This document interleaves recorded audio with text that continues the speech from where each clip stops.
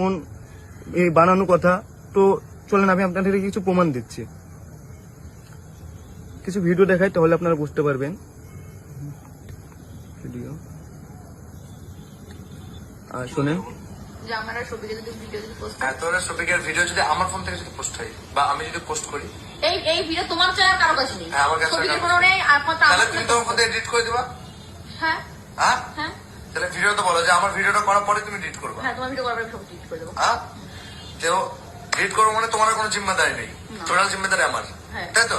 তাহলে এই ভিডিও যদি পোস্ট হয় তার জন্য দায়ী আমি রুবেল। তো আপনারা দেখতে পেলেন। আর আমি আপনাদেরকে কিছু একটা রেকর্ড শোনাচ্ছি, একটা ছোট করে এই রেকর্ডিংটা শুনেন।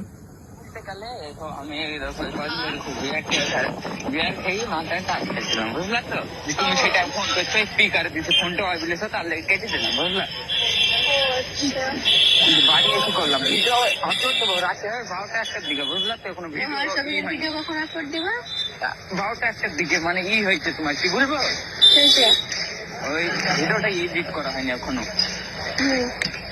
এডিট করবো। দেখ না কি ভিডিও আপলোড দিই। তো আমি আপনাদেরকে সম্পূর্ণ কথা পরে ভিডিওটি শোনাবো। আর আর এর আগে একটা মেয়ের সঙ্গে আপনারা হয়তো দেখেছেন, তো সেও আমাকে ব্ল্যাকমেল করেছে এবং আমাকে কি বলে হুমকি দিয়েছে, শোনেন, আসেন। সব বড় বড় আইডি দেখতে পাবি তোর, সবাই বলবি শফিকের porn video viral, porn video, কি মজা বল। তো আপনারা তো দেখতে পেলেন। আর সত্যি কথা বলতে গেলে আমার কোনো ইচ্ছা ছিল না যে নিজের মান সম্মান নিজে নষ্ট করব। আপনারা অনেকে বলছেন যে ভিডিওটা আমি পোস্ট করেছি ভাইরাল হওয়ার জন্য।